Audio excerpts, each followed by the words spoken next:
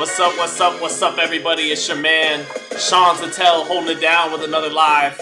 We had to do the Ghostface Killer intro today with the newest news that Ryan Garcia has been suspended. His career-defining victory over Devin Haney has been rescinded and overturned by the New York State Athletic Commission. And Devin Haney is now an undefeated fighter once again. Expected this to happen. Let me go ahead and let me shut myself up and did my little awkward intro that I like to do sometimes, even though it's always bungled and doesn't go over well. Anyways, your man Sean Zittel. The night before, I have to cover Rafael Espinoza defending the WBO Featherweight Championship. You guys remember Rafael Espinoza? He won, by many people's estimation, the fight of the year last year against gold medalist Robesi Ramirez. He beat him. First title defense tomorrow in Las Vegas at the Fontainebleau. I'll be there on hand. But with this latest breaking news about Ryan Garcia and Devin Haney, we had to talk about it. So, yeah, Ryan Garcia, his career-defining victory has been overturned. Devin Haney is undefeated once again. And I saw this coming. I made a tweet about it last month where, actually, we can go ahead and take a quick look at it. And we'll take a quick look at the official news. From Dan Raphael.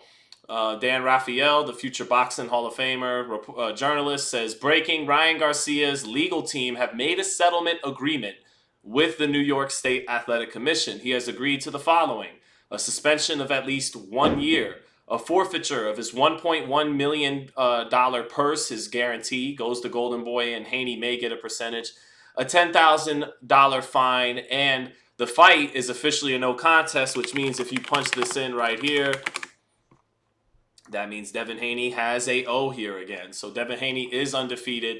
And I thought I'd trot out this joke again. So when this all began to really start up, I said, Ryan Garcia shocking the world, beating Devin Haney, and then popping for PEDs over the last month summed up. And so I thought we'd play this joke again. So yeah, just when it seemed like the whole world was like Danny McBride right there, like, holy shit, he just made us all look like idiots and was right about everything, and we were wrong about everything, and he just beat the hell out of Devin Haney, and he was like, you know, being carted off into another dimension of stardom that none of us could ever reach, and he was saying, you know, that's right, fuck you, suck my dick, and all that, and then seemingly just the beam that he was ascending up towards another stratosphere of stardom, becoming boxing's maybe biggest crossover star in the sport.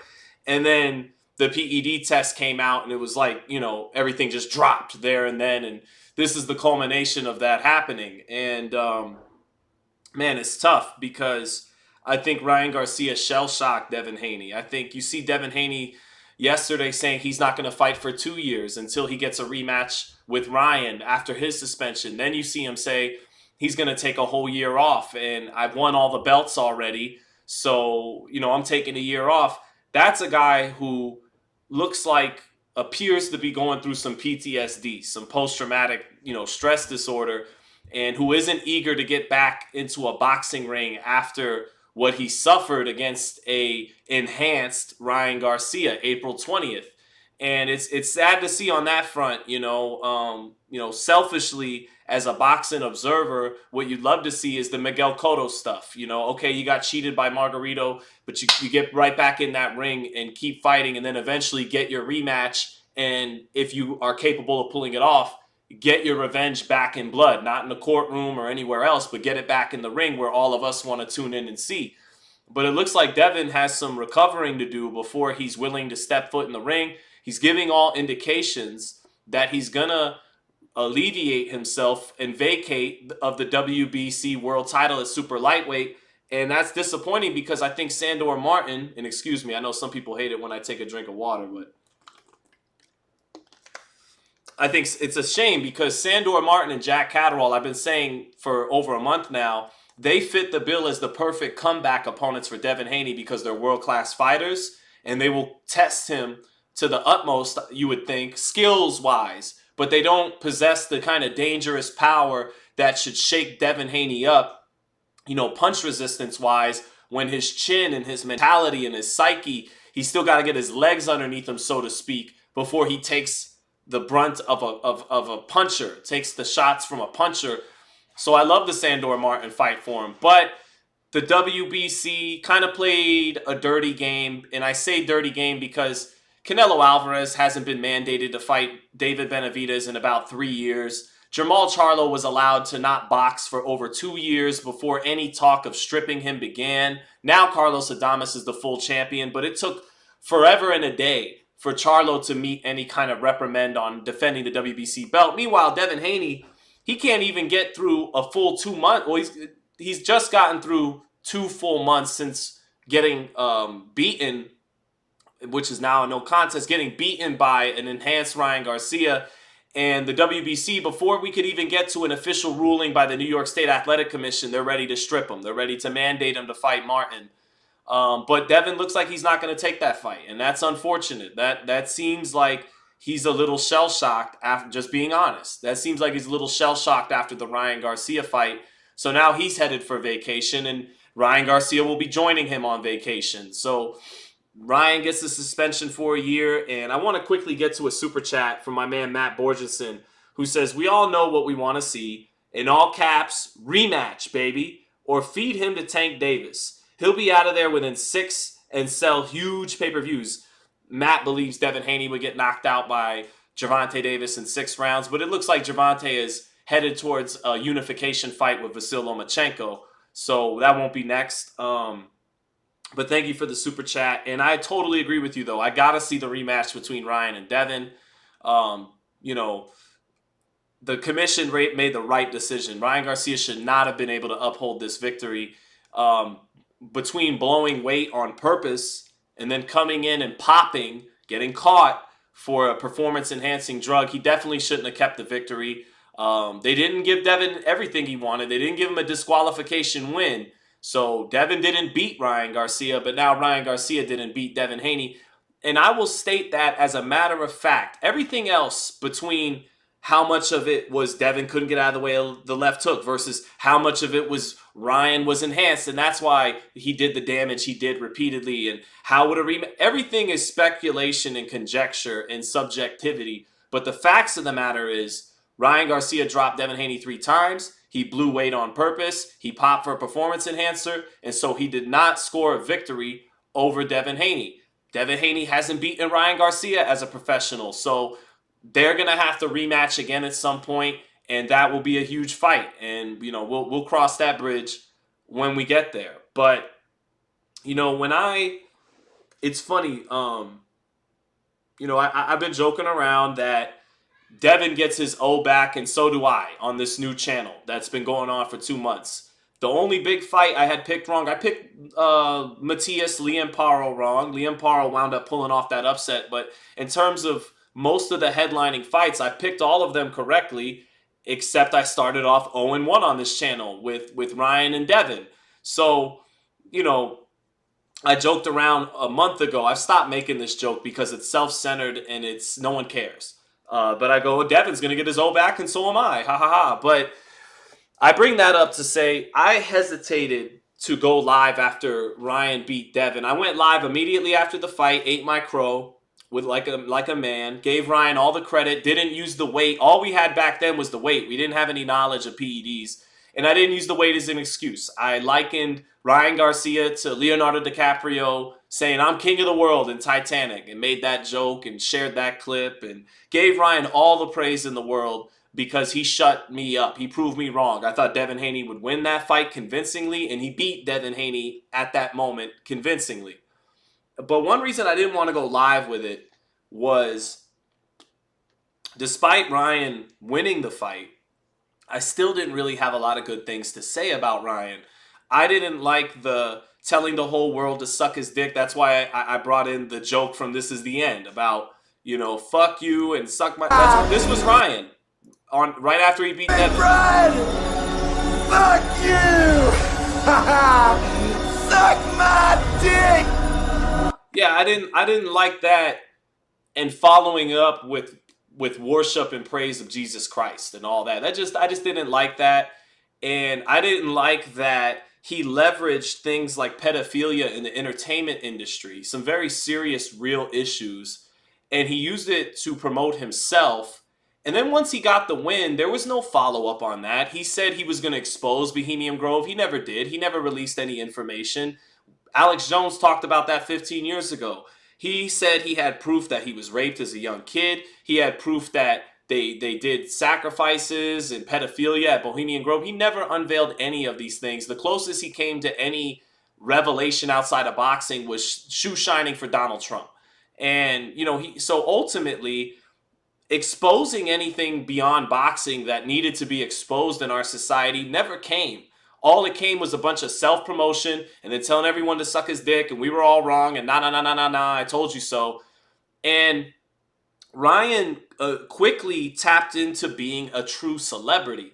And once you as a fighter or an athlete or entertainer attain true celebrity, you gain a new following, a rabid base of irrational people who commit the sin of false idol worship, meaning they will believe anything you say.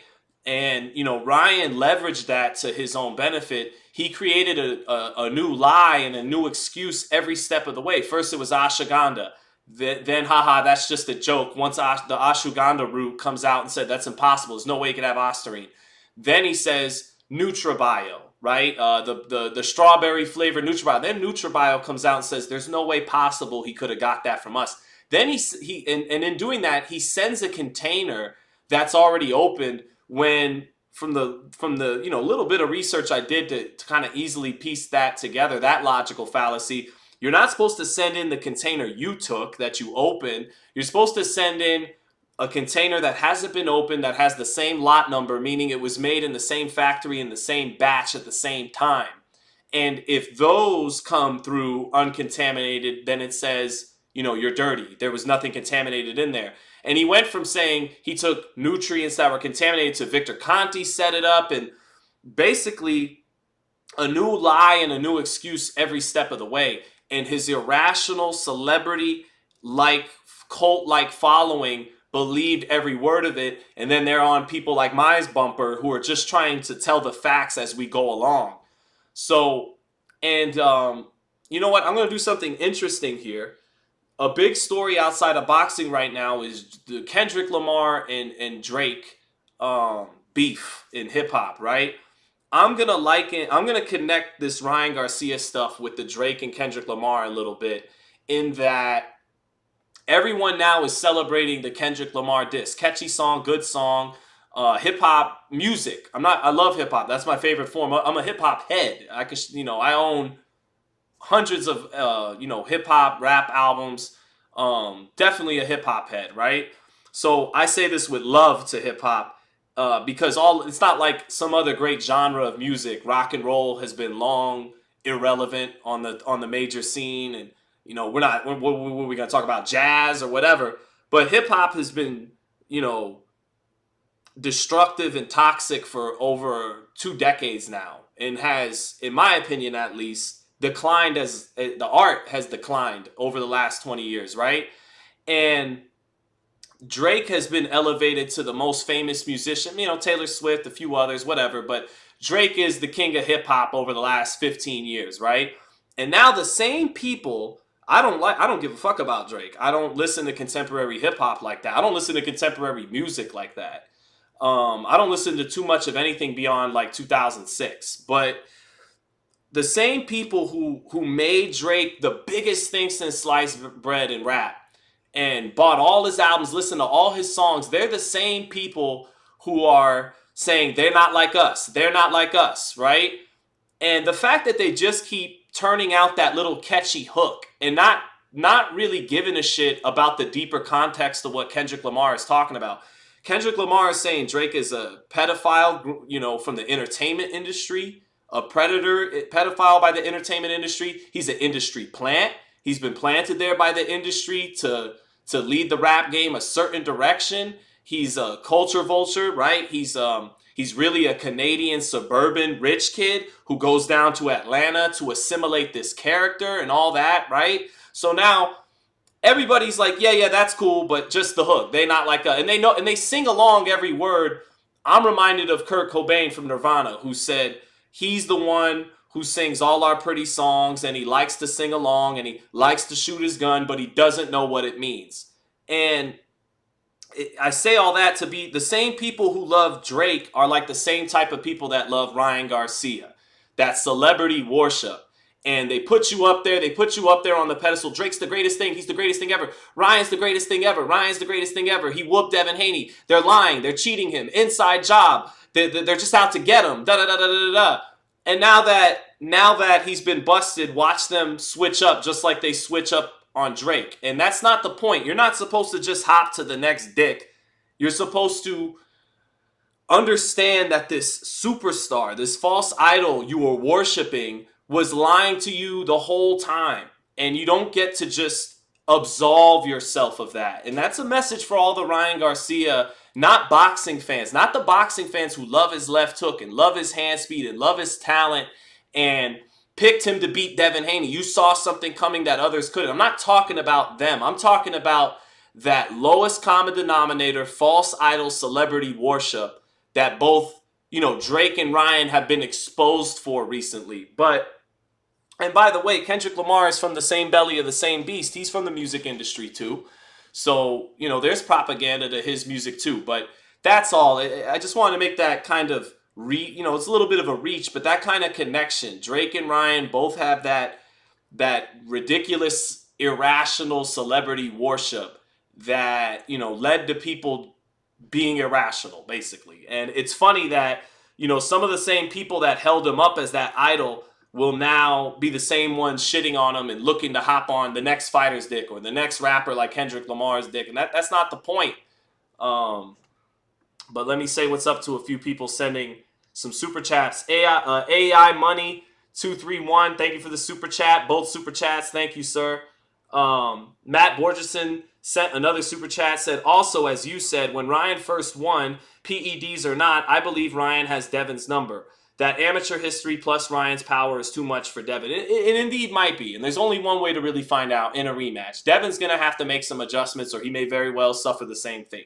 With Ryan making weight or not. And it's a shame that Ryan and Devin's saying things now like, I've won every belt, basically to hell with weight classes. And it's like, that reminds me of that phrase, hurt people hurt people. It's like Tank pulled some weight shenanigans with Ryan, so then Ryan pulled weight shenanigans with Devin, and now Devin wants to pull weight shenanigans. And that's a shame that, that domino effect that's being done by that.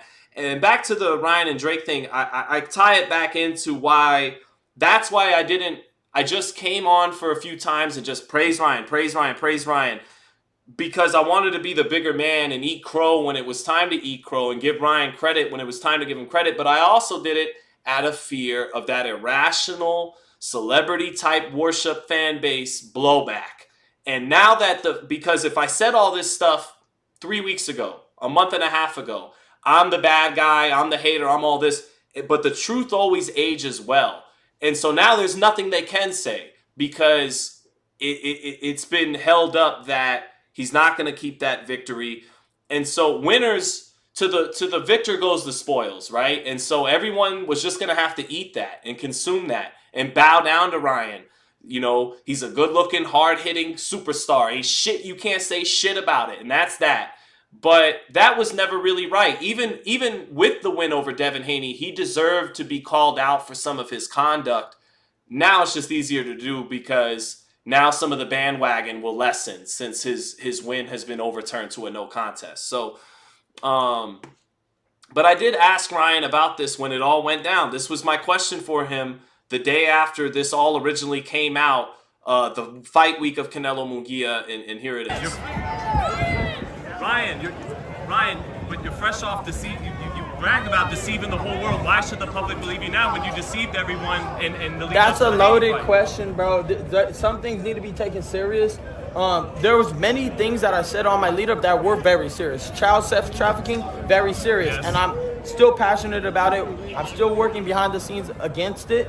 So there's a time and place for everything. This is not something to play with, bro. They're trying to say I'm a cheater, bro. I've never cheated in my life. I don't even cheat in video games. This is what I'm saying. This is bullshit, bro. Do not believe the hype. They fucking trying to set me up. So yeah, I got a super chat from B Boxing News says, I love that comparison of them hopping to the next D. Exactly. Like don't do that.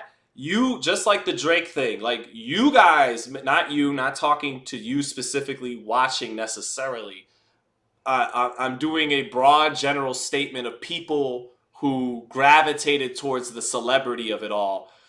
You built Drake into the biggest thing since hip hop. If someone like me on YouTube said 10 years ago, entertainment industry pedophile, probably. The owl is some weird occult shit. He's a plant by the industry to mislead people with certain agendas and propaganda. Then you're just a hater. You're just a crazy fuck on YouTube. Now that Kendrick Lamar says it, now it's the coolest thing ever. It's the number one hit and all that. Same thing with the Ryan Garcia thing. A month ago, you were a hater. You were a Devin Haney cheerleader. You were a crybaby. You were racist against Mexicans. I don't know. All kinds of shit. Now, if you were the same people echoing those sentiments, don't switch up. Learn your lesson. Don't just hop to the next fighter's D and don't shit on Ryan. You're the ones who believed him this whole time. Don't just turn on him. He's going to need some support right now because he's going to go through some dark times inevitably. In the lead up to the Devin fight, things didn't seem right with Ryan. And I remember doing lives at the airport, flying out to New York saying, I don't even know I should be covering this. I'm concerned for Ryan. There's so much inner turmoil that's coming through his eyes. I don't even know if he should be fighting. And he could be headed towards a true Hollywood story kind of tragic tale. And so, have Ryan's back now because he's going to need some love and support during his dark times. And, again, it's sad that Haney seems a little shell-shocked right now that Ryan's performance did that to him.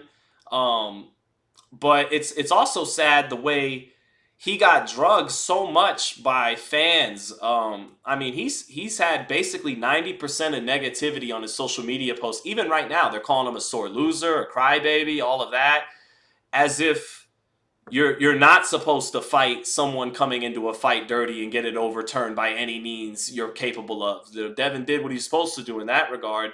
I wish he'd be a little bit more like Miguel Cotto was and get and want it back in blood ASAP or whatever and get right back on that horse and keep riding. But honestly, Cotto wasn't right for a couple years after the Pacquiao loss, the Margarito loss. He didn't really recover until 3 or 4 years later. So maybe Devin is seeing a step ahead and going, well, fuck that recovery process in the ring. I'll go recover on vacation, and then when I'm ready, and I'll come back. But yeah, man, that's what it has to be.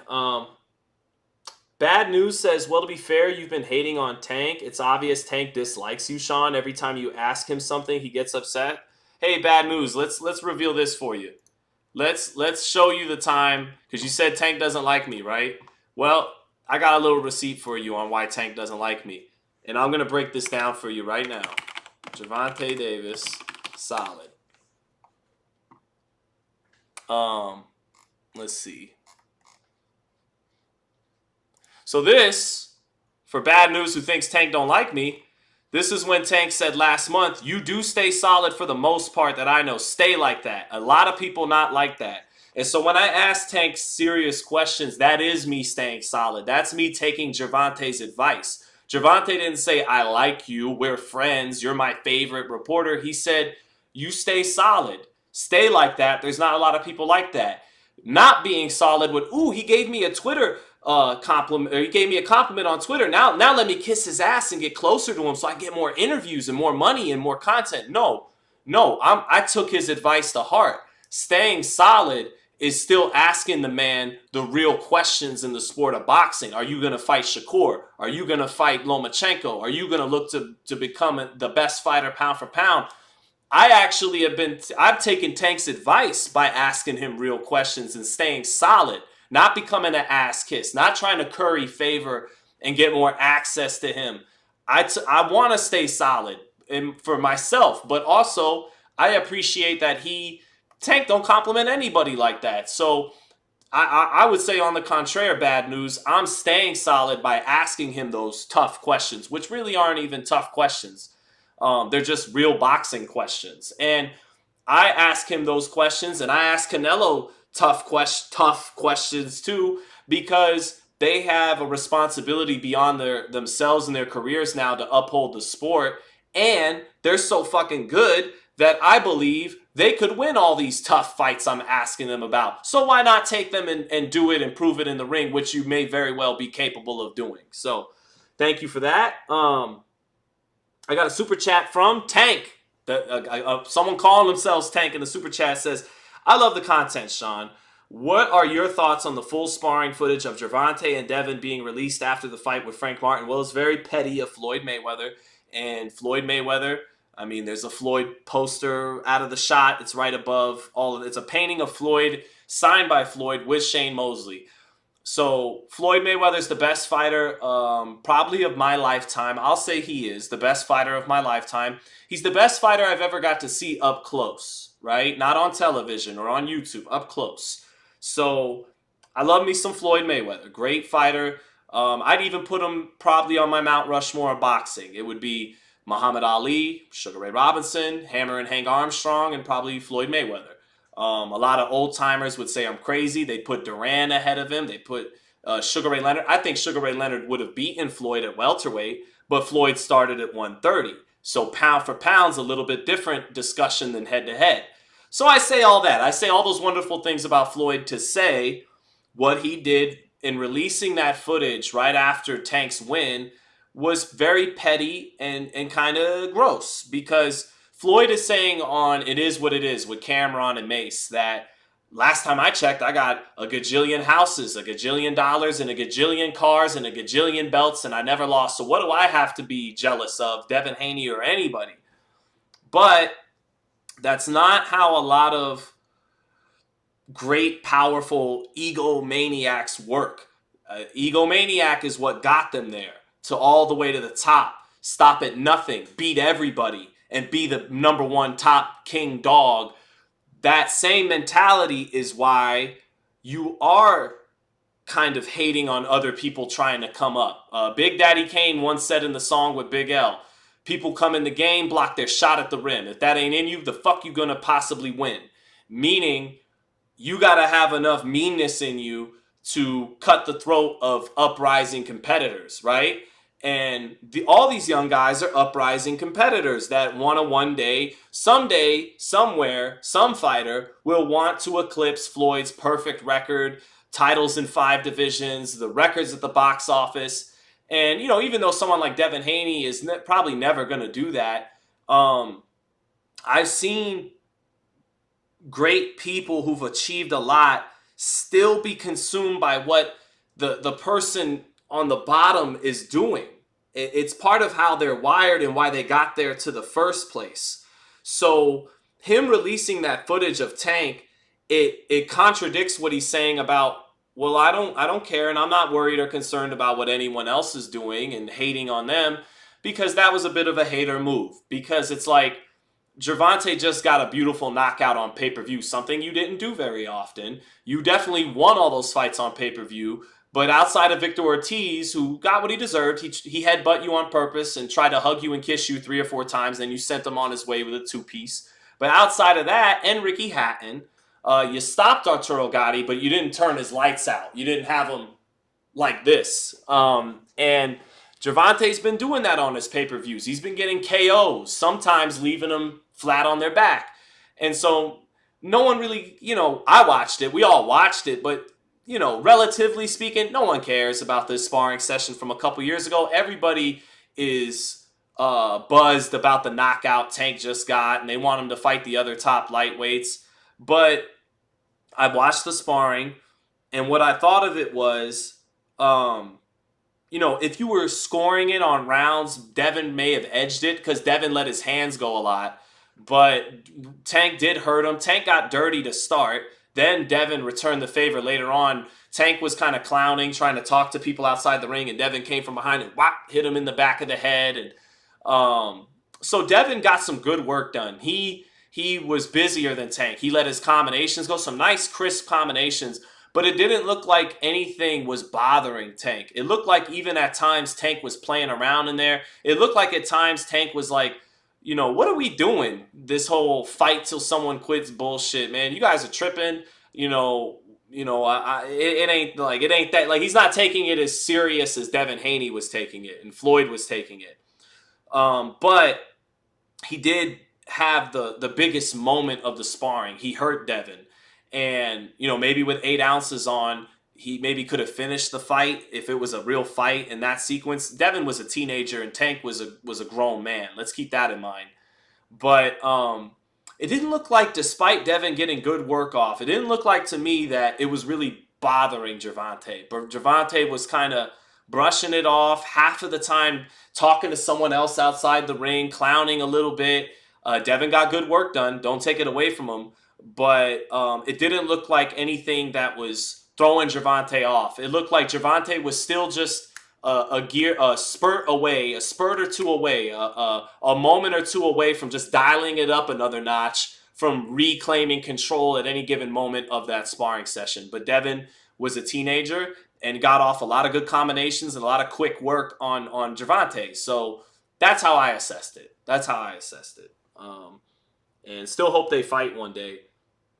And you kind of saw a little bit of what I think that fight would go like. Devin is got longer arms. He can get off first because he has longer arms at range. And Devin's a busier fighter. Devin isn't as economical with his punch output as Shakur Stevenson or Gervonta Davis. Gervonta and Shakur are both more accurate punch for punch with their placement than Devin, but Devin's bigger than them and busier than them. And so that's what you basically saw in the sparring session, was the longer, not bigger, but longer, taller, busier Devin getting off some nice shots, and then Tank hurting him with the superior timing and punch placement. So that's kind of how that went, for sure. But let's see. What do we think? I got a couple super chats I got to get to, too, from Molly Mall. Shout out Molly Mall, as always. Says, I won't ask you to release more sparring details, says Molly Mall. No, hey, if I know something, I like to... Oh, Molly Mall, are you saying that? Because some of the, like, Tank pressing me after the... No, it's all good. I actually talked to Leonard Ellerby after, and I said, hey, Leonard, did I... I hope I didn't break the code of what happens in the gym stays in the gym. I explained my logic to him was, it was fight day. Nothing I could say at this point could impact either fighter. The fight's 6 hours away. People have been dying to know. There's been a lot of hearsay about it. I was there, so I just cleared it up. And Leonard said, no, you're good. You're good. Don't worry about it. You went about it the right way. You waited until it couldn't impact any party to then finally give the truth on it. So, no, we're good, Molly Mall. Ask me. If I can say, I can say. If I can, I can't. But always ask. Christopher says, I'm glad you left Fight Hype. Full disclosure, I watch Fight Hype every fight week. Like, I will still be watching Fight Hype. But thank you for the super chat. Let's see. What's up, Illuminati? Confirmed. Tupac fans in the house. No doubt about it. What's up, Stephanie Ray? Great to see you, Stephanie Ray, who still gave me my all-time greatest super chat ever. Stephanie says, Garcia will retire just long enough to surpass the band, then go back to work. He'll need the money eventually. Good assessment. Astute assessment, Stephanie. I'd have to agree. Let me see here. Paul Maldonado says, we need Jim Lampley back. We do.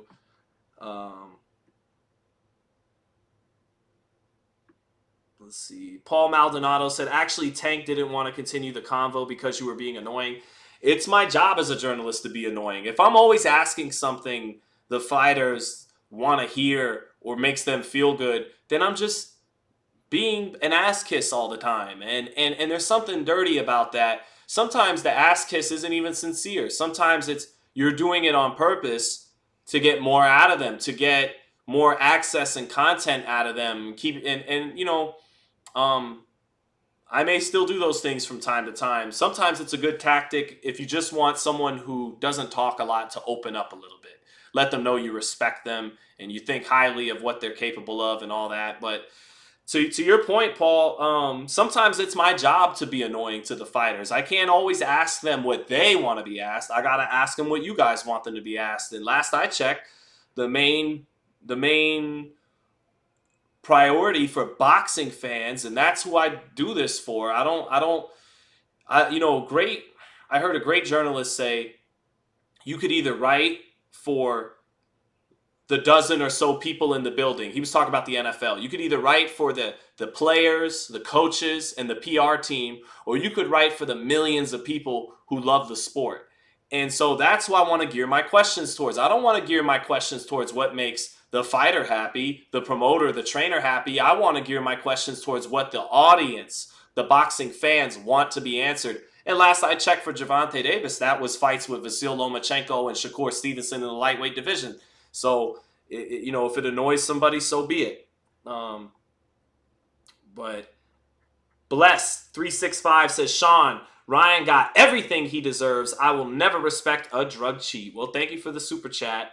And that's that. I agree. He is getting what he deserves, but at the same time, I think the real low for Ryan Garcia was talking about banging George Kambosos and Caleb Plant's wives. Before that, he had already contradicted so much of his Christian beliefs and all, and that's fine. We all do. We are all hypocrites sometimes. We all fall short and sin and all that. I understand that. But there's that, and then there's, I love Jesus, suck my dick, put my dick in your mouth, and I fucked your wife. That is just a bit too much. And I think that was the real low point that Ryan reached. And, coincidentally, when he talked about it to George, that was Mother's Day. When he talked about it to Caleb, that was Father's Day. As for all days, for you to say that to a married person and their spouse, that was just very low of Ryan. And I hope Ryan's able to learn and to grow, but not go to too dark a place. And everyone deserves a second chance. And I hope he can come back, find the right weight class he's healthy at, and perform to the best of his abilities, because he is good for boxing. I don't think blowing weight and pulling all the stuff he did was good for boxing, but he's good for boxing. Guys like Ryan Garcia, with his blend of speed and power and great left hook, and the charisma that brings the public in. Those guys don't grow off trees, and boxing needs those kinds of guys. So, I hope Ryan's able to grow in the next year and then come back and fight to the best of his abilities and never commit those same things again. Make weight, don't pop for any performance enhancers. Hell, if I'm being honest, and you're taking performance enhancers, just make sure the other guy's on it too, so it's an even playing field, and all of that. But because I can't even get that mad at somebody if they're taking performance enhancers and they know for a fact that their opponent is too. Even playing field's an even playing field. I had something else. School of Skills said, snake tat up his arm leading to an all-seeing eye on his hand. Yes, and I pointed that out too. And I said in the live Canelo Munguia fight week that there's like signs of an agent. There's this thing, because I used to be in the truther community before they banned it off YouTube. Now you can't make Illuminati videos, or you get your ass thrown off. Your video will get silenced or demonetized at the very least, or just outright taken off. But it was always a red flag to me that Ryan was talking about the secret societies in Bohemian Grove. But meanwhile, he had this, it's kind of, like this serpent going down his arm, and that connected to the all-seeing eye right there. That's some bad occult symbolism. That's not Christian symbolism. And he tried to clean it up once and say, they want you to think this is evil when it's not. Well, then why do you got the serpent connected to it, Ryan? But yeah, that's sometimes what I think they do in the industry too. They send someone out there who's a controlled opposition to speak the truth, but then dilute it with all other kinds of antics that makes anybody who's never heard of that kind of stuff scoff at it. And that's kind of what I think Ryan was doing. He's kind of pulling an Alex Jones in that regard, an Andrew Tate in that regard. Guys who seem, and I like Alex Jones sometimes, I'm being real, but guys who seem to be going against the New World Order and all that, but they're really making people believe that's all nonsense and all ridiculous stuff, and they're actually hurting the cause, if you want to call it that. So, someone said, just admit it, Sean. Angry Casual fan said, just admit it, Sean, you're a Shakur fan. No, I'm not. I mean, if I'm disclosing, because I do my best to not be a fan of any fighter. That's not my hat anymore. My days of being a fan are over. It's my job to objectively assess and analyze and try to provide some type of insight on the fighters, not be a fan of them. I got love for all these guys because I appreciate that because they do what they do, I can do what I can do. The easier job of sitting and talking and sometimes writing and making content while they do the real job, getting in there and fighting. So I got love for Shakur like I got love for all the fighters. But you know, if really the two fighters I kind of really like and want to and kind of cheer for is David Benavidez and Jaron Boots Ennis, because they both have that rare blend of speed and power and exciting style with enough skills to not just be one of the most exciting styles, but one of the elite styles. And both of them are in the same boat. I want Boots to get his shot at a Terrence Crawford. I want Benavidez to get his shot at a Canelo Alvarez. But yeah, I mean, outside of, you know, kind of those two, I just keep it, and even with those two, I keep it objective. David might get folded by a body shot by Canelo.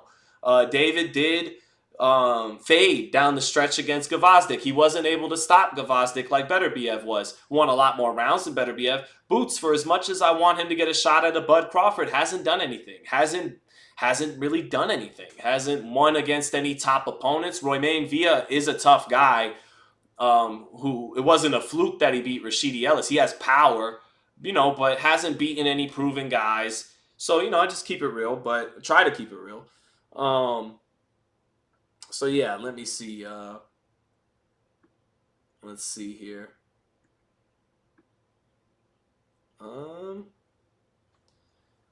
Let's see.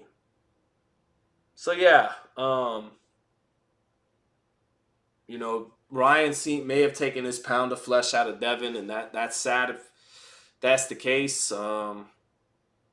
He tapped into a level of celebrity that you saw brought about a kind of ugly, irrational, newfound fan base, and yeah, that's pretty much my spiel on it all. Is there anything else anybody wants me to talk about before I get out of here? You know what? Let me hit us with a cameo. True School! True School! It's like I'm putting the bat signal in the sky.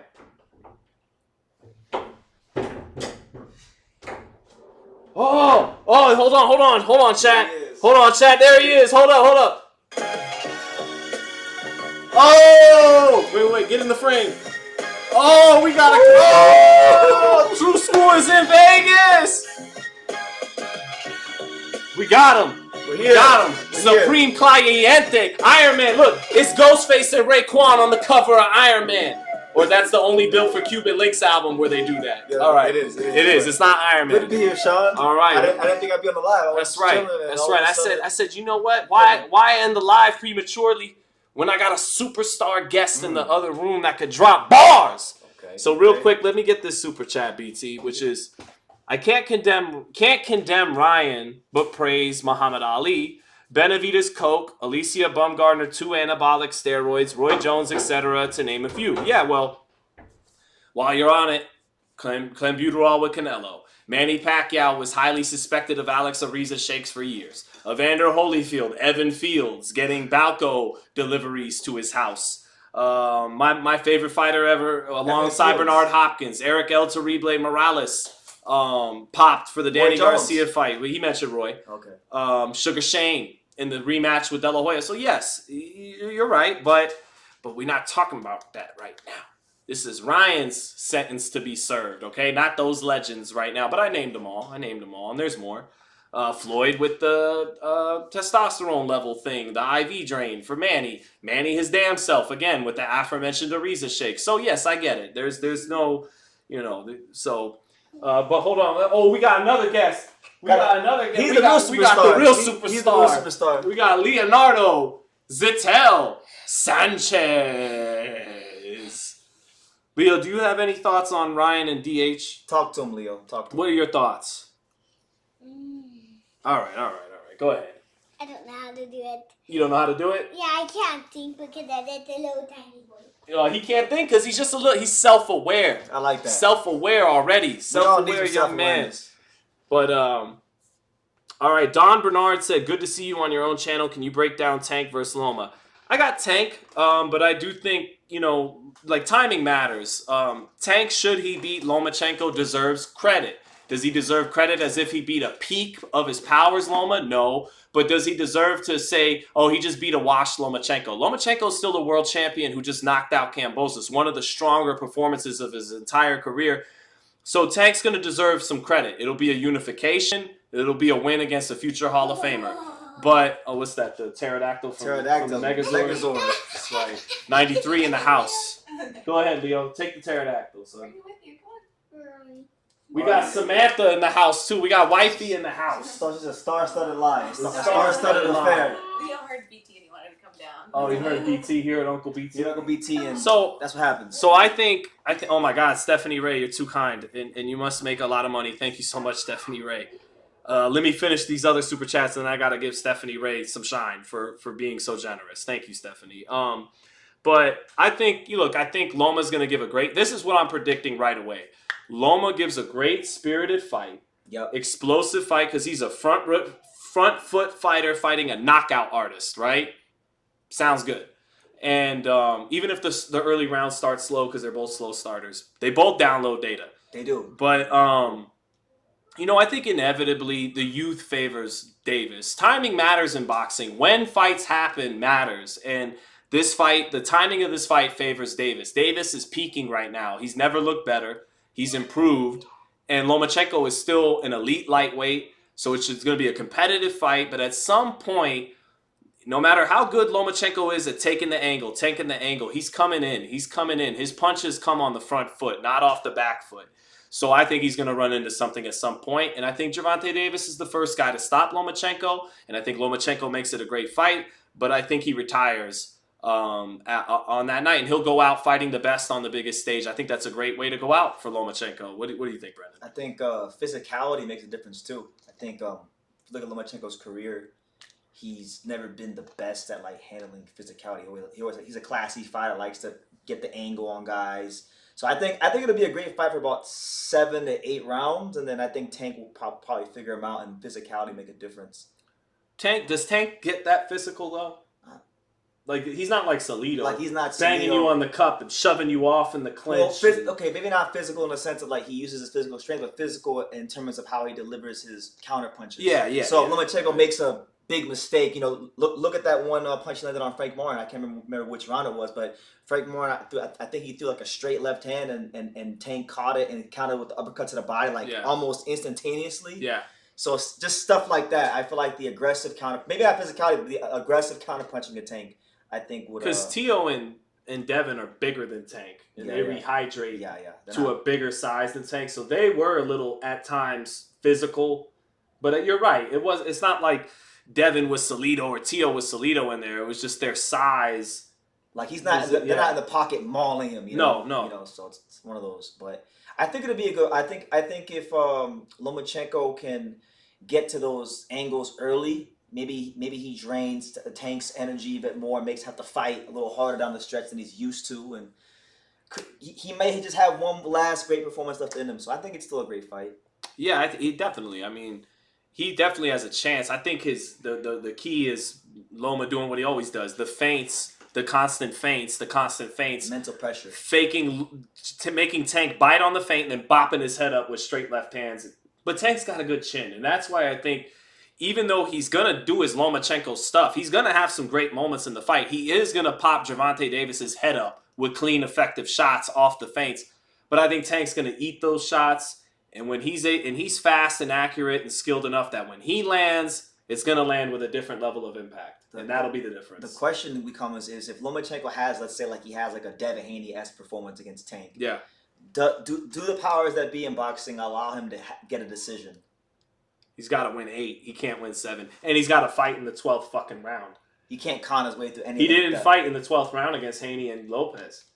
He's got to fight in the 12th round. If he, I don't think he could. I don't think he could afford to give up like so many rounds in a row early in the fight, like he did against Tio. Against Tio, that shouldn't be an issue because Tank doesn't throw a lot of punches early either. We might get some of the boringest rounds in the history of boxing the first like 2-3 rounds. But we might not, because It's a knockout artist against a front foot fighter. Yeah. So maybe the action starts sooner. Styles make fights. Sure. As they say. Yeah, we'll see. Thank you for the super chat, Don.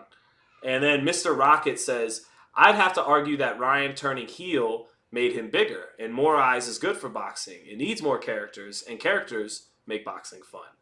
I agree, but there comes a point where, like, what are you putting out there into the world? Like, I get it. All publicity is good publicity. Especially in this era. But at what cost? You know, is more the societal point I'm making. Is that really what we want young people being drawn to? Is the Jake Paul, Ryan Garcia method of fame? You know, I don't think it's good for, forget boxing. Like, I don't think it's great for society. That's just me. You know, but that didn't begin or end with Ryan Garcia. That's a trend we've been working towards for a few decades now, well before Ryan Garcia was ever a professional fighter. But I hear your point. What do you think? About what? About him saying, Ryan turning heel made him bigger, and more eyes is good for boxing. It needs more characters, and characters are what makes boxing fun. He's not wrong. Is it really good for boxing if a guy with that star power is suspended for a year and isn't fighting? Because as we see it many times with a lot of other fighters, like people move on. People move on quickly. We live in a 24-hour news cycle. So like, if he doesn't fight for a whole year, I'm sure he'll tweet and he'll get people. Does it not just reinforce that boxing's a joke? Yes. Because that's typically what people think of boxing in the mainstream. And doesn't this and Jake Paul just further reinforce that? Yeah, it's getting their attention. I'm random person who usually doesn't give a shit about boxing. Oh, but I heard about the good-looking Ryan Garcia kid who talked about the Illuminati and then popped for steroids. I heard about the Jake Paul, Mike Tyson thing. Like, that just continues to reaffirm why they don't follow it as a serious sport like they do the NFL or something else. I don't know. That's how I look at it. Yeah, personally, I hear that point. I don't think it's good if Ryan Garcia is not active in fighting. Because what does Steve Kim always say? Activity matters. That the saying? Yeah. So I apply it to this too. Well, Auto insurance Jim also. Lampley made a good point about all this that I want to share real quick with the audience. And before I share this point, Stephanie Ray, thank you so much. Stephanie Ray hit me with a $50 super chat. She says, shout out to you and the family. Stephanie is a baller. She once gave me a $500 super chat on Fight Hype. So she does really well for herself, as we can see. And no, but thank you, Stephanie, so much. Man, I'm just very, very grateful that you be generous enough and that you enjoy the lives enough to feel like it's worthy of a super chat donation like the ones you give. Just thank you, Stephanie, so much. And it definitely does help our family, no doubt about it. So money well spent, I would say, but I'm biased, obviously. All right, so Jim, bothering you a lot in these fight weeks, so very grateful for your time. What do you think about Ryan Garcia? So to your point to the super chat before Stephanie, who said, you know, boxing needs this kind of personalities because it eventually leads to mainstream coverage. Jim Lampley said something I thought, as he always does, very astute about that. Enough, right? That's correct. Right. Great fights don't do that. Last night, which was crazy. Lastly, Jim, Devin Haney appeared on SportsCenter last night, which was crazy to see a fighter on primetime SportsCenter sitting on the couch with. Well, now we know how to cross the border into general media, right? Create a controversy, come up with a giant scandal, or so it is made to appear, and presto, we're on SportsCenter. Right, really good fight. Right. So what Jim's getting at is that society, our culture, it drifts for the bottom of the barrel. Jim's saying, right, now we know the formula for boxing to make it on SportsCenter. Have a kid, miss weight, take a performance enhancer, talk a bunch of crazy shit, get busted for it, and now we can make SportsCenter. Because for whatever reason, SportsCenter would never want to cover Raymond Ford coming from behind on their own fucking network on ESPN and knocking out. I remembered that as I was saying, that was on their network. Yeah. You know, Raymond Ford, young American kid, making his dream come true, coming from behind, knocking out this Eastern European on ESPN. Yeah, that's lame. That's boring. Ryan Garcia and Devin Haney and steroids. It's like earlier you were talking about Kendrick Lamar. Jake Paul, Kendrick Lamar, Drake. That's what I mean. People Like, won't care about like substance of rap music or great lyrics, but let Kendrick put out a nice diss song where they say they not like us. Right, they not like us. Right, And no, that's cool. No serious discussion about pedophilia in the entertainment industry or how the industry uses rappers as plants, or just sing the catchy hook and keep it pushing. Like, no real introspection about everything that just happened with Ryan and Devin. Just, bullshit. Like, and that's what Jim's getting at. Jim's like, now we know we have to appeal to some lowest common denominator shit for boxing to get any publicity. Don't believe him? Ask Jake Paul fighting 58-year-old stomach ulcer Mike Tyson. That's like today. I was in an Uber today, and the Top Rank trucks were out there. The lady was like, "What are those trucks for?" So I told her there's a boxing going on. She said, "Oh, boxing." She's like, "Yeah, I hope Mike Tyson knocks out Jake Paul." And I'm like, "Here you go." Here we go. My mom called me about that fight, and I'm like, "Mom, why don't you care to watch, two guys in their prime fight for the title when they're hungry and want to be champions?" She's like, "Yeah. So when's Jake Paul fighting Mike Tyson on Netflix?" And I'm just like, all right, that's the world we live in. Next Gen Combat Sports TV says, "Free my dog Ryan." He's free. He's not arrested. He's not in jail. He's all right. He'll be back in a year, knocking heads. He's free of the most. Gonna go on vacation anywhere he wants. So, what's up, Bostons? What's up, Charles N?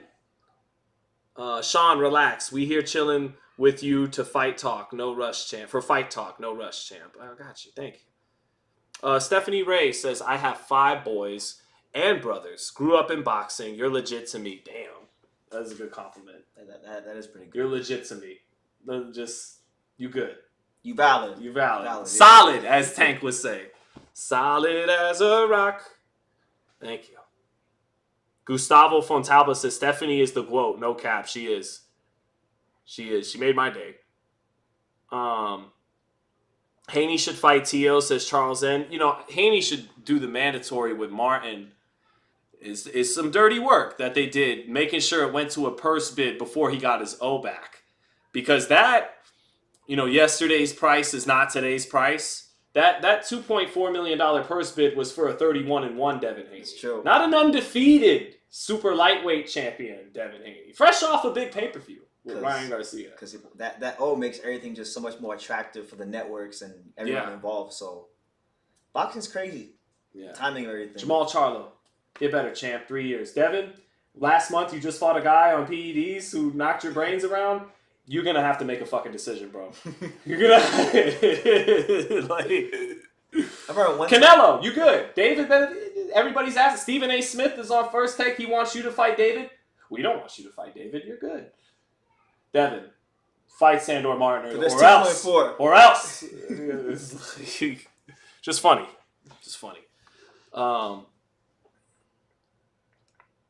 Boston says, "I saw your interview with Bob. Dirty work." What do you mean, Boston? What was the dirty work? I'm curious. Stephanie Ray has been married over 30 years. That's awesome. God bless her. God bless. Hoping to reach, I believe I'll reach the same and then some with Samantha. Me and Samantha have been together for 16 years. Married for only 2 because I took forever to do the right thing and put a ring on the woman's finger. But that's beautiful, Stephanie. I hope to join you at 30 plus years in my marriage too. Ahmed says, "How long do you think Haney stays at 40?" Sean, I mean, not long. It sounds One like fight, tops. I don't know. He's already talking about fighting Barrios at 47 for the title. Yeah, and he was talking about fighting Barrios at 147 even before the Ryan fight. So he's got his eyes on that. Become a 3-division champ. It's a good fight. I actually like the Barrios fight, and man, it's not an easy fight by any means, though. That's for sure. It's a calculated risk. It's not Yeah. Ennis, it's not Crawford, but it's a winnable fight against a solid guy who has a belt right now. The glamour belt. Yeah. The green belt. The green belt. I like that fight, but I don't know what we're gonna get from Devin in the next year or two. Let's see. Boston just reiterates dirty work. He just means all the above. Oh, he says, "I mean Top Rank putting the only bid in and forcing Devin to fight." Well, I mean, they have their prerogative too. I can't really get mad at Eddie Hearn or Top Rank wanting to turn a profit and not overspend for a fight. I'm more going at the WBC. What made you? There's no consistency here. I'm not even saying what the WBC did to Devin was necessarily wrong, although I do think with an impending performance-enhancing drug case, you should let that play out before you make any, mandates for the champion. But it's more so there's no consistency or rhyme or reason with their decision-making. And I say that like with love. The WBC is the glamour belt. Like, it's the one you dream of when you're a little bullshit amateur fighter like I was. Yeah. It's the one you dream of. It's the coolest belt. Yeah, you want to be WBC champ, but there's no rhyme or reason or consistency with their rulings. So, Yeah. but Aram and Hearn got to do what they got to do to make money. I get that. Yeah. But like that's the case across all those sanctioning bodies. They all have their own rules, and they don't follow their own rules. They bend it for whoever they like or whoever they want to get an outcome for. Yeah. What was I gonna say about that too? Well, that's part of the downside of Devin wanting to always be the free agent is now there's no loyalty's a two-way street. Yeah. The promoters won't be loyal to him when he needs it. Yeah. Yep. From Eddie Hearn's perspective, look, I paid a lot of money, overspent some of your earlier fights to build up an asset that I thought I'd get a return on investment for. I lost some money in the short term so that once you become champion and become the star I believe you could become, then I'm making my money on those bigger fights.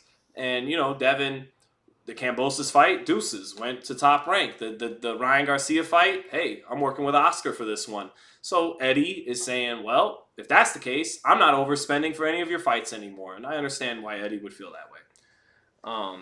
Gustavo Fontalba said Sean's a certified hood classic. Someone said that that you're really black. Oh, well, I got no comment. Yeah, I say it all the time. Yeah, Brennan says it. Let's see. Easy Beezy says, Breezy says Top Rank basically bought the WBC title. They know Devin will relinquish the belt before taking $1.5 million. Smart.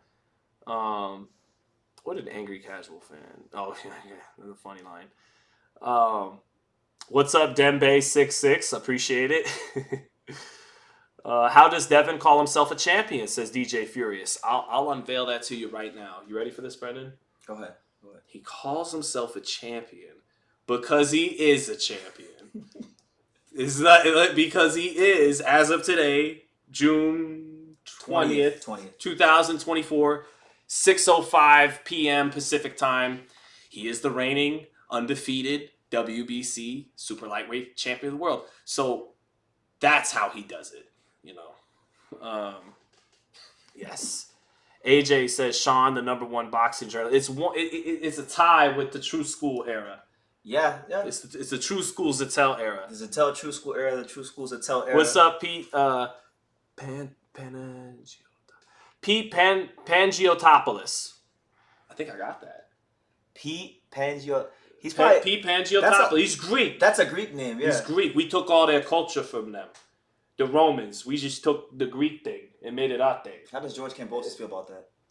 George is fine. He loves Italians. He's one of us. He's really Italian. He's not Greek. You didn't know that? I don't know. You didn't know George was really Italian? When he lost the title, he was Greek. But when he beat Lopez, he was Italian that night. So yeah, let's shout out to Eric Easy Got Hands. I saw my boy KO Artist Sports in the chat earlier, Steven Cuneo. Looks like he dipped in. What's up, Red? What's up, School of Skills? David Bedford, what's going on?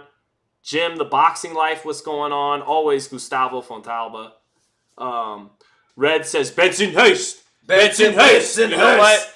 Let's get a live look. Put that seat on. Benson Hearst. Hold on. I'm gonna show you what it is with the real baseball quick. bats. I'm gonna show you what it is. This is me. They make the Puerto Ricans look good. Who's this fucking guy? Get the fuck out of here! Fuck the Bensonhurst Italians with their pomaded hair, their nylon warm-ups, I'll crack your their fucking St. head Anthony in. medallions, swinging their Jason Giambi, Louis Red Slugger, baseball bat, trying to audition for the Sopranos. Crack your fucking head off! Benson Hurst! Fuck the Is that what you meant, Red? Let's say it again. Red, what Red meant to say in the chat was this. Trying to audition for the Sopranos.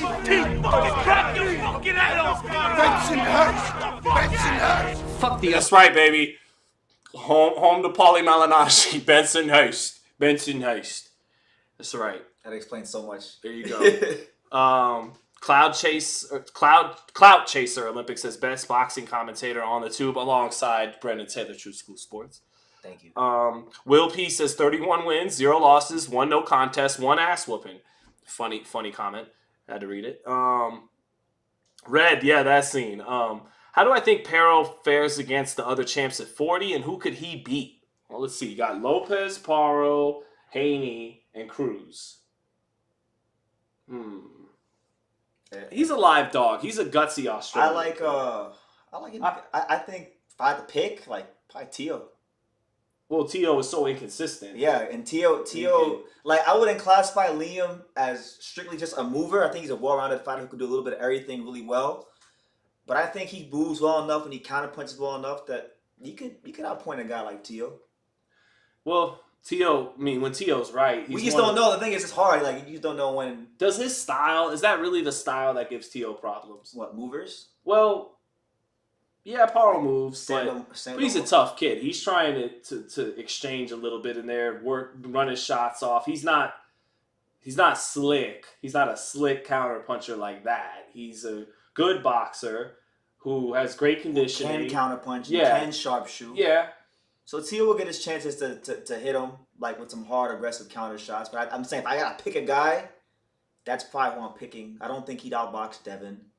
Although they know each other pretty well. I know they spar a lot of rounds. Yeah. So maybe that works to his advantage. But I would probably, if I'm picking a guy, I'm probably picking Tio. I pick the field over him, and that's no diss at Paro. I didn't think Paro would beat Matias, but I thought Matias was overrated. You did. So, but no. What were you gonna say? But if you had to pick a guy, of that bunch, who does he have the best chance of beating? I know you favor all the guys. I think as of today, if he could get all 3 of them in the ring, it might be Haney, because Haney he's got to get his legs underneath him again. He's got to get hit again and know everything's okay. Yeah. Right now, get his confidence back. Yeah. I think Ryan shell-shocked him a little bit. And Devin is going to need a fight or two to truly feel whole again and be the best Devin Haney he could be.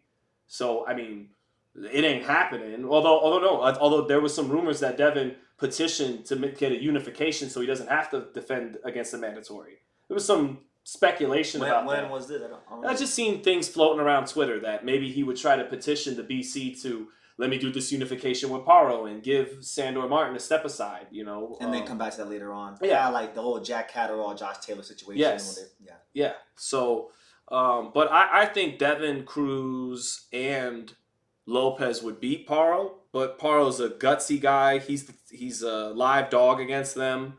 And he's a fighter that the sum is greater than the parts. Correct. So he's a good fighter, no doubt about it. He proved me wrong with Matias. Keith11 says, an opinion is not a fact. You are welcome. That's always fair to point out as we discuss as know-it-alls. Steve Claggett, 38-7-2. Are you kidding me? Hey, Steve Claggett, School of Skills. He made the journey out to Vegas 15 years ago. He put the work in. We've seen the video. He's like Rocky. He's like Rocky. He's not Italian like Rocky, but he's like Rocky. Is he tailor-made for Lopez? Yes. Will he probably get stopped by Lopez? Probably. Yes. Yeah. But Steve Claggett, it's nice to, all jokes aside, it's nice to see a guy who came out to Vegas 15 years ago from Canada, sparred the best. At the Hit Factory, Bill Haney's old gym. At Bill Haney's old gym, the Hit Factory, later converted to the Porter High Performance Center from Kenny and Sean. And he's a Cinderella story. And it's nice to see a hard-working fighter with a solid record, 38 wins and 7 losses. He ain't lost in some years though. He hasn't lost. I think he's only been stopped once early in his career. Yeah. And he's lost a couple of splits, a couple of MDs, as the B side. Been pro since 2008, so this is 16 years, a lifetime's worth of work going into this title shot. And this is his first title shot. First title shot, and it probably is gonna be his last title shot because he's 35 years old, unless he They can't all be superstars. Boxing is made up of guys like Steve Claggett, too, who work as a pro for 15, 16 years, traveling around the world, getting the sparring and experience they can, and then they get a title shot after 15. I'm just happy that the man gets his shot at a title. You know, even if he gets stopped in 4 or 5 rounds, it's an accomplishment when you've been working as hard as he has to get to that point. That's, you know. And if he performs well enough, he'll get more fights. He'll get more opportunities if he wants to continue his career. Sean, Tio, or Devin, who you got? I always favor Devin because styles make fights. And if you see Sandor Martin and Kambosos and Jermaine Ortiz all gave him issues with movement on the outside, and you see Nakatani even gave him a tough fight at lightweight years ago because he's long. Not a mover, but he's an outside. He's long, so you got to be on the end sometimes. And Tio struggled against that. So I always thought the jab and the movement of Devin was wrong for Tio. Styles make fights. But right now, I mean, with Devin kind of on shaky ground, you know, maybe Tio could knock him out right now. But, I mean, up until that Ryan fight, I always favored Devin. You know, what you? Devin and Tio. Devin and Tio? I've gone back and forth on that, but I probably I slightly favor Devin. Angry Casual Fan says, Rolly deserves some damn respect if Claggett has clout. You speech to the choir. We love Rolly. We give Rolly his credit. Someone said the kid with the red shirt seems like he loves boxing. He does. I do. He does. He's in the right business. What's up, Giovanni Quintero? Who can beat Boots remains to be seen. You got to move up to do that. I don't think it's happening. That's not happening at 47. Terrence Crawford. Because these guys can't even. He can't even get fights at 47. Even like now with Crowley pulling up before they got to Avenetian, there were some guys that were offered that fight that new. That I'm not gonna. They're like new. Yeah, no. You ask Stan Jonas or Barrios or who's the other champ at Brian Norman. Brian Norman's big bad country ass. After he knocked out Giovanni Santillan, great performance. I was there. Interviewed him about it right after. He was like, yeah, Boots, sign me up. Let's do that next. Said Barrios. No one says that. Yeah, he said Barrios or someone like that. Barrios says, Barrios want to fight a retired Manny Pacquiao. To be fair to Mario, retired Manny Pacquiao reportedly may want to fight him. Barrios didn't call out Pacquiao, and he'd be a fool to turn down a payday and an opportunity to fight Pacquiao. But, nobody's rushing to fight Boots at 47. I'll give you a hint. It's because they won't beat him. And then at 54, that's a different ball game. It's bigger men. And you got to see how Boots' power would carry up. You got to see how he takes a punch. He hasn't been hit by a big puncher yet. But outside of the stuff that remains to be seen, how would he carry it up? And he has all the talent in the world to be the best welterweight and 154-pounder in boxing. So it just remains to be seen. The hard part right now is even getting these guys in the ring with him. That's why he's fighting David Avenetian. Right.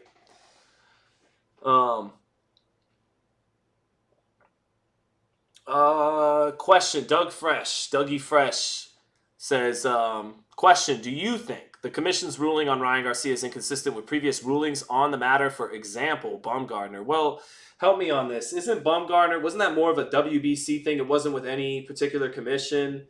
And VADA. That was more VADA and the BC, and the Detroit commission, the Michigan commission, never really... Yeah, it was all... it's the fucking Michigan commission. Like they don't get fights no more. Yeah, they ain't got fights since like the 80s. But no, I mean, Boutte got his fight overturned to a DQ. Loss. Yeah. Lucian Boutte. When he fought Badu Jack. When he tested for Osterine. James Tone... Okay, here's a perfect comparison. Apples to apples. I was just watching this fight the other night. James Toney, when he won the WBA heavyweight title off of John Ruiz at Madison Square Garden in 2005.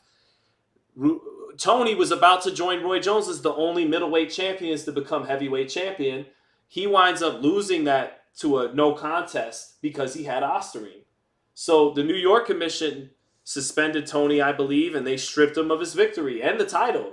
That's why James Toney to this day has to settle for being a middleweight, super middleweight, cruiserweight champion. He doesn't get to do what Roy did and be champ from middleweight to heavyweight. Get that status, That was 19 years ago.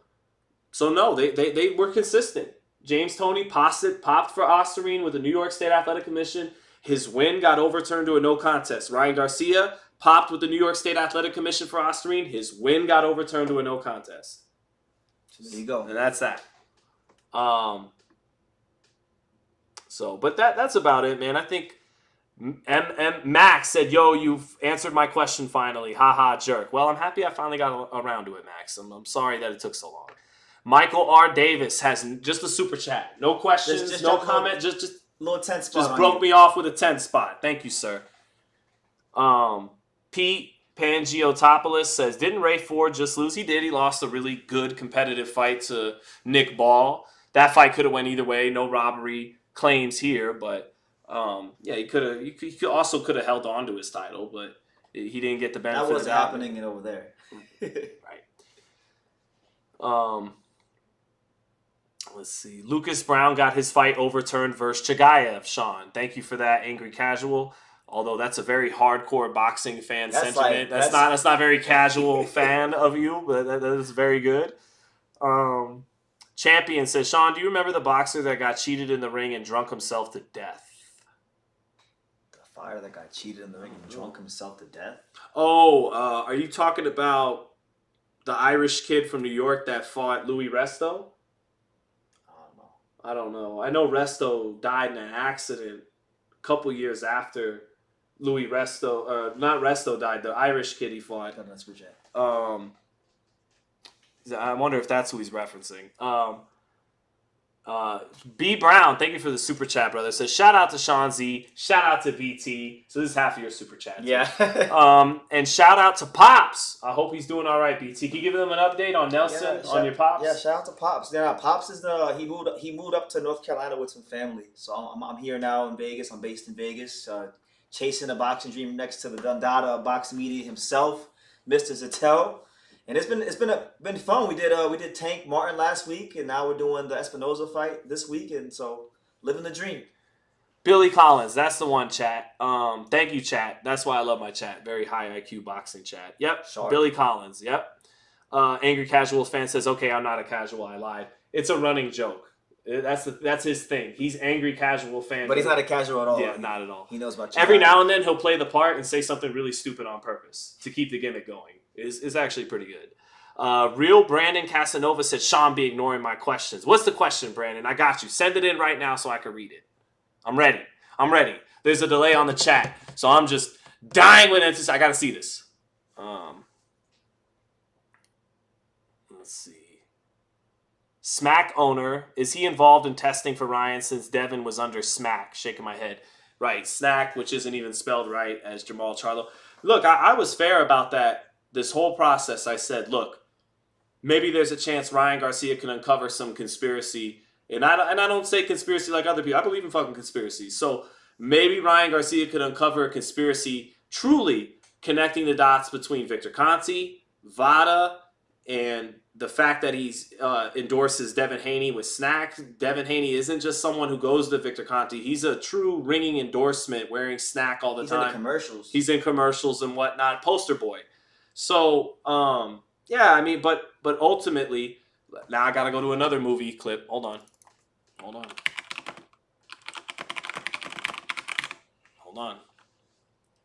Here we go. Here's another one.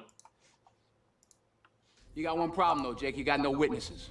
Who your fucking witnesses, huh? Roger? Smiley? You think my troops are gonna help you? It's not what you know. It's what you can prove. Yeah. There you go. So even in that, he wasn't able to prove... found a new place that checks all your boxes. He wasn't able to prove anything. He threw accusations out there, but nothing to back it up. So even if that were true, it's not what you know, it's what you could prove, and he didn't come close to proving anything. What was proven is he was 60 times above the legal limit from the New York State Athletic Commission for Osterine, and so his victory, goes up in there, and that's it. Got a super chat from Michael R. Davis, and I still got to get to Brad's question, the real Brandon Casanova. I'm just waiting. It never came. I'm waiting, Brandon. Says Michael R. Davis says, you the GOAT of this journalist shit. I forgot to send a message. Oh, thank you, Michael. No, I appreciate that, man. Appreciate that, bro. Wish you didn't have to spend your extra $5 to get that in. but thank you, brother. I appreciate it. Get it across. He had to let it be known. Thank you, Michael. Joe Dirt says 0.5, no advantage in the fight. Haney fans are crybabies. Joe Dirt, I got love for you, Joe Dirt, but rules are rules. There's got to be rules to this thing. You understand? Just got to be rules. Rules. That's all I'm gonna say. It's rules. He broke the rules. It is what it is. I didn't make the rules, Joe Dirt. All right. I may have the same hairdo as Joe Dirt, but I didn't make the rules, Joe Dirt. So yeah. Champion said this broadcast is fire for real. Definitely got upgraded. I noticed all the super chats went a lot more once you came. When I came? Yeah. No. Stephanie Ray hit the 50. They started throwing 10s on me. Before you came, it was 2s and 5s. Now I came and they said Brennan Taylor shows up. It's Puerto Rican. Puerto Rican. I can't. Let's go live right now. Oh shit! We always like to joke about Bob Arum talking about Puerto Rican fighters. You know, we'd have fights at the Garden with Cotto, and all the stabbings on the subway would just plummet when Cotto would fight at the Garden. What did you say about time you were like, when Trinidad fought, it was like 50% less stabbings, but when Cotto fought, it was like 35%, so it wasn't quite It's Trinidad. not the star that Trinidad was, but Cotto. Like he's always said, Cotto. Brendan's Puerto Rican, okay? Yeah. But yeah, he would always say Cotto, like he said Cotto. Cambosa. We gotta promote Georgia. Clippers. Cambosa, not Cambosis, not Cotto. So yeah. Let's see here. They're saying LOL, They bro. said Bob is Oh, okay. Real Brandon Casanova. I think he got it in. Let's see. Real Brandon Casanova says, Sean, do you think that overall from both sides, neither fighter was accountable for the results of the fight? Or do you think truly that Ryan was the only one acting immature about the results? Ryan was definitely being immature. Ryan was taking advantage of his gullible, casual boxing fan audience. He knew he could throw anything out there and they'd eat it right up. You know, He did. how many times did he say, such and such happened, I'm clean, I'm absolved, I'm free? Like, how many times did he say that when in reality it's like, you're not clean or absolved of anything until the New York Commission makes a ruling? But his fans would go, hair follicle test, he's clean, he's absolved. Contamination, he's clean, he's absolved. He so he was immature about it. What they don't bring up is when he was doing the interviews at his media workout at Gleason's, and he made that comment about how boxing should have a league for people that use steroids. Right. Right. Well, some people showed that. Yeah, but it's overlooked. Yeah. Compared to all his rhetoric. As for Haney, look, I just think we like to, treat our fighters like just Spartans in Rome, right? Like we want them to be those warriors that we tune in for. So I don't think Devin's really been immature about it. Actually, Devin's been kind of mature about it if you think about it, because the immature thing to do would be to battle Ryan every step of the way. Feel like you always got to have the last word, because if you were immature in that regard, then you'd fall into Ryan's trap and you could never win that social media back and forth battle. That's his game. That's his game. That's his arena. So Devin, he said a thing to Ryan here or there, but for the most part, he was mature in that he let everything play out, knowing he'd be vindicated in the end, and he has been. But not so much immaturity, but I guess from a hardcore boxing standpoint, it's disappointing that he's not like Cotto. He's not getting right back in there against Josh Clottey, Pacquiao, Margarito rematch, but everybody's different. Everybody's different. And this era is different than that era was. And every fighter has a different mental makeup. Yeah. So, let's see. But, all right, chat, I think that's about it. Rafa Casanova, Ryan had to be on something else because just Osterine doesn't make you Superman. Well, that's what he got caught for. We don't know if they're, whatever. We're not even going to get into that. Yeah. So,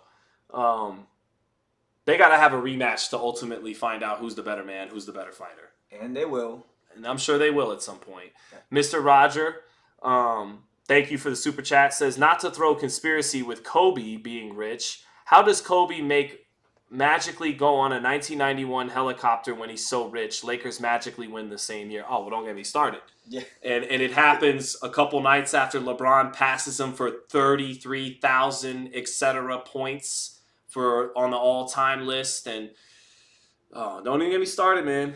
And it happens in Philly, Kobe's hometown. I went to high school. And later that year, the George Floyd murder happens, and it happens in Minnesota, which is the former city of the Lakers, the Twin Cities. It happens in the aftermath of Kobe and COVID and like all. Don't get me. Yeah, man. There's definitely some. I hear you. I'll just say that. I hear you. I hear you, Mr. Rager. See, I'm on my Ryan Garcia shit sometimes, except it's real when I say it. Yeah. It's not, because I actually, the moment I knew that Ryan's not really for real about the New World Order stuff, I was at his workout in Dallas, and I said, Ryan, you ever heard of Bill Cooper? I need to know. The guy who predicted 9/11 and all that, and then got found dead in his yard 3 weeks after 9/11 after saying this big terrorist attack will happen and they will blame Osama bin Laden. But it's not Osama bin Laden. It's the people controlling the New World Order, and they will use it to usher in more restrictions. And then that all happened. He said that in June of 2001, he got found dead in his yard, I think September 29th, 2001, right? So I asked Ryan, because anybody into that stuff knows who Bill Cooper is. It'd be like, oh, I love boxing. And it's like, yeah? Are you a James Toney fan? Damn! Let's go! You'd be like, right. That's crazy. Yeah. That's where we're friends. There you go. It's like, so you're a James Toney fan? He's like, no, I don't know who that is. Mike Tyson. You're like, oh, you ain't really Muhammad Ali. You ain't really about that. Yeah. So I asked Ryan that, and he's like, no. Not only did he say no, he dismissed it like, no, I'm not really into that dumb bullshit. Who the fuck is that? And I'm like, kind of a key figure. Yeah, he may have kind of just stumbled across Alex Jones 6 months ago and is just repeating stuff that Alex Jones said 15 years ago. Might not really be into the researching the truth and all that.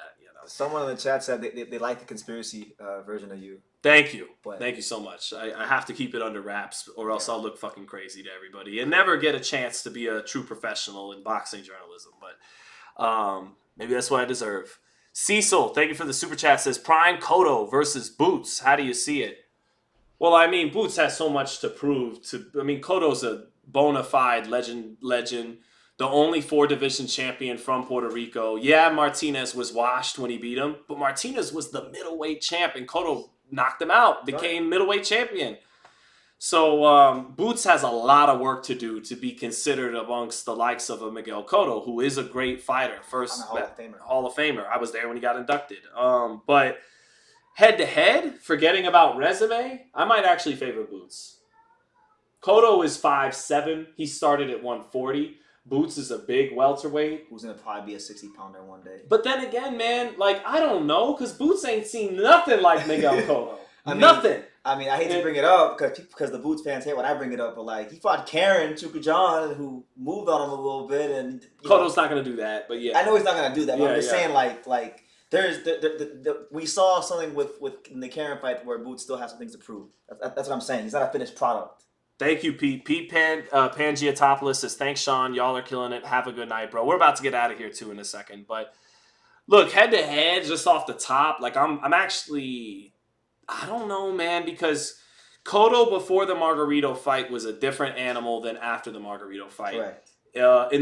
By the time he fought Margarito in a rematch, he had recaptured a lot of what he once was, but not everything. Yeah, it still wasn't. He was still never quite the same as after the first Margarito fight.